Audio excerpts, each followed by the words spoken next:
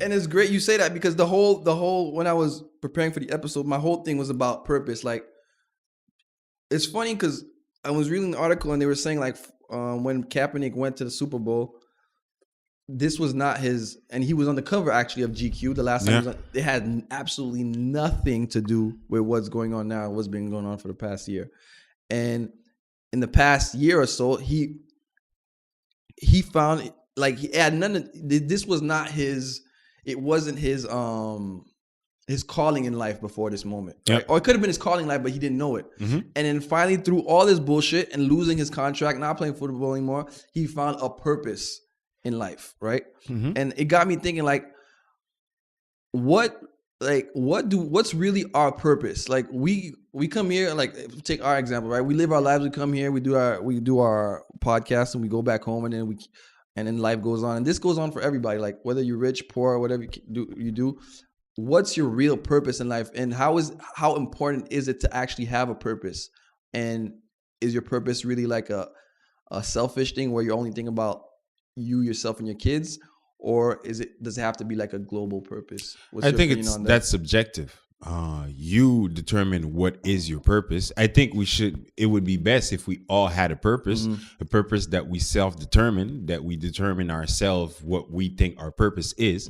But yeah, living, trying to be as good as possible. I mean, whatever times we ever lived in, human beings have always thought that it's best to be as good of a human being as you can be.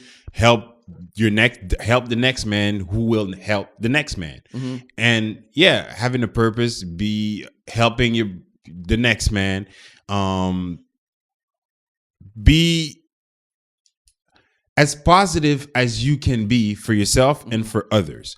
So having the purpose, your purpose may be to go to work, raise your family, and have as best the life that you can have. Another one's purpose may be, I want to be the biggest mogul in the world, or I want to be the biggest athlete in the world. That's what he feels is his purpose. We all determine that.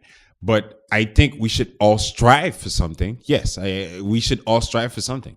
It's funny because, I mean, the way I was looking at it is, lately, I don't know if it's with age or whatever, the last few years I've been wanting to do more. I mean, more for people who need it. Remember I spoke about the project that I was thinking about doing, that I've been writing down and thinking of doing, like the school sponsoring thing I told you in Haiti. I mentioned it a few episodes ago.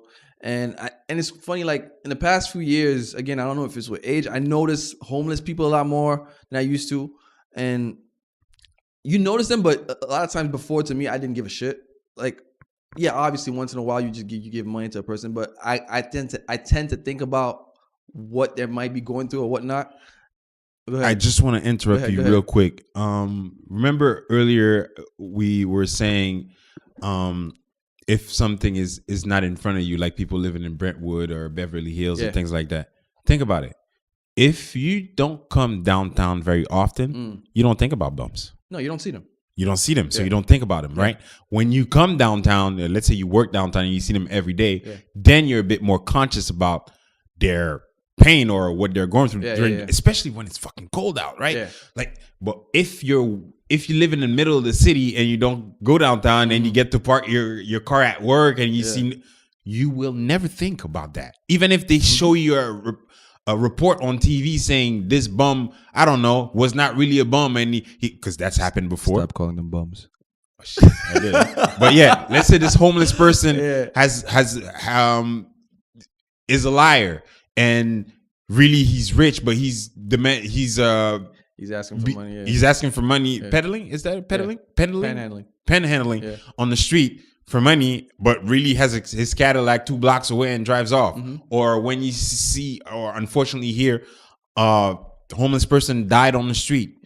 If you don't see them, you might watch that news report for 2-3 minutes and on to the next one. You don't think about it. It's exactly what I was referring to people that live in certain neighborhoods. They don't care about what's happening. It's not that they don't care. It's not in front of them. Out of sight, out of mind. Exactly. I was thinking about it in French. Exactly. So it doesn't apply to you, so you don't relate to it. But when it is in front of your face, and that's why you see black people going in the street and saying Black Lives Matter the way we do is because we know this could have been us. Yeah. Like, you might not sell Lucy's, but just 2 days ago you sold your boy a $10 bag of weed. That it could have been that. Yeah. It could have been, I don't know, you ran out of a cab because you were broke. You didn't have any money. Like, but now you're committing crimes, though. It is but selling a Lucy is a crime. Yeah, I know. Exactly. It's all crimes, but petty crimes that the cops will treat you differently for it than he would have for a white boy. Yeah. Unfortunately, it is the truth. So, yeah.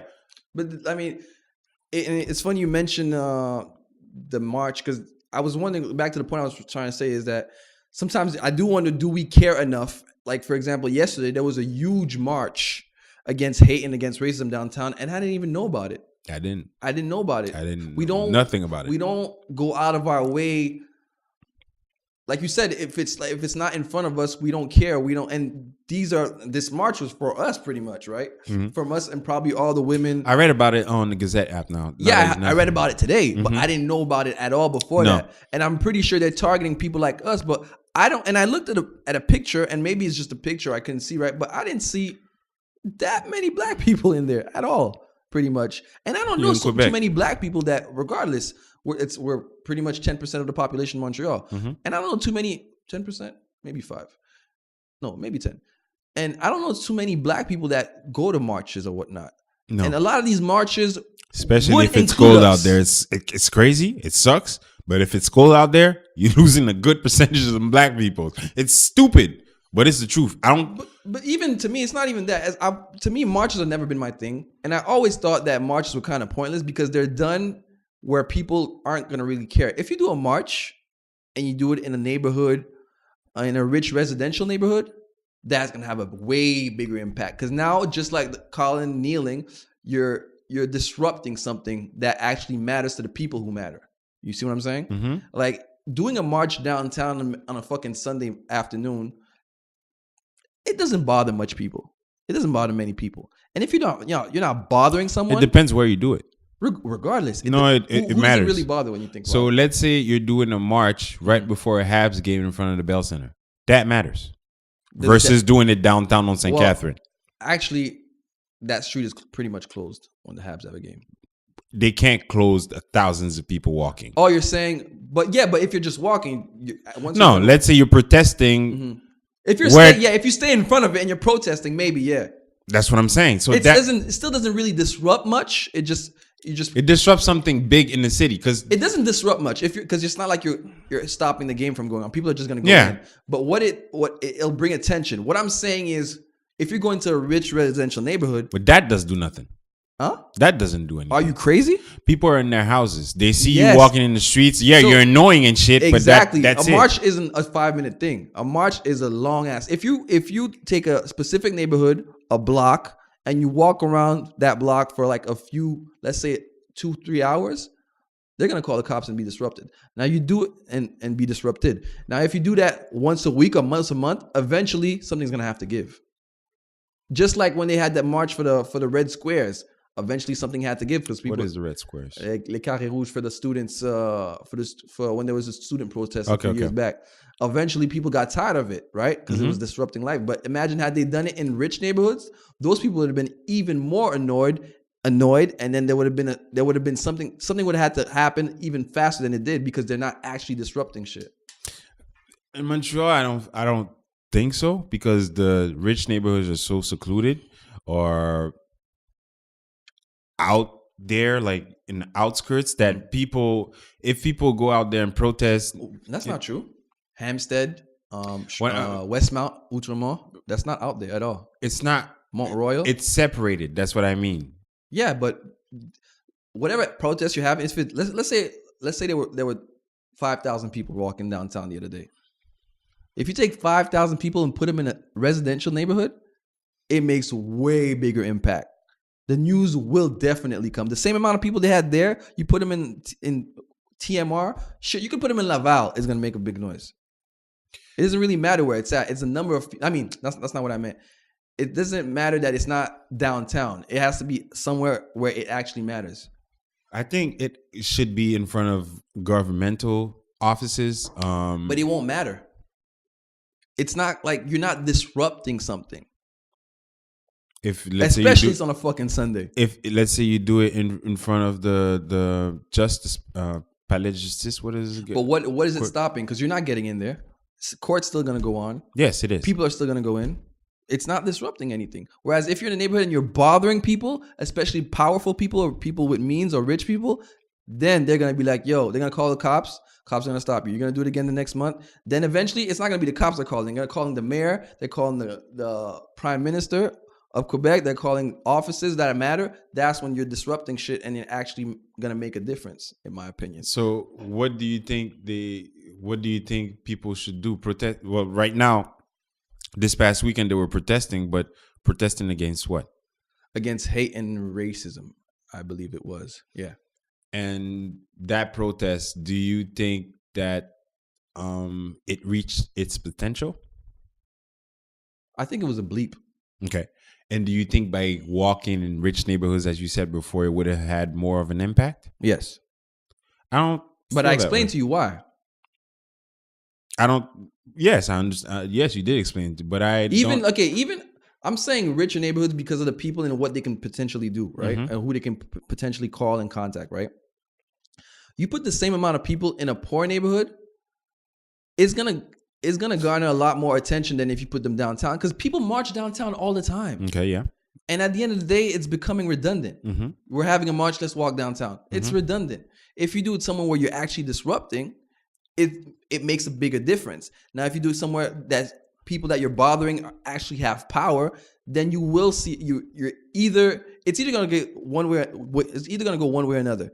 You're either gonna get what you want a lot faster, or you're gonna bother the cops a lot more, and you have a bigger negative impact. And if you're having a big negative impact, then you're actually making noise. Then you're actually getting your point across.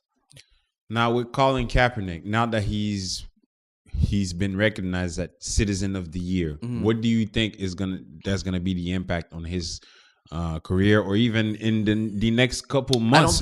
I don't think for him getting. I don't think it's gonna have an impact on him specifically. I think it's more like, again, you're bringing some type of awareness to people. But I don't think it's gonna have an impact on him because he's done the worst already, and he's at the bottom of the bottom, which for an athlete, which is you can't play at 30 years old, which is supposed to be your fucking prime. You can't play your sport. So I don't think it has a negative impact on him, or really. I mean, positive, like more people know about it. I guess because some people are still oblivious at the end of the day that they have no idea what's going on in life. But I don't think it can have a negative impact on them, or such a bigger positive. But it's well deserved, I think. It's well deserved. What's next? Because that's another thing too, right? I think also they're in talks with teams now, with one or two teams. Well, no, but there are teams that are actually showing interest in him now. Okay.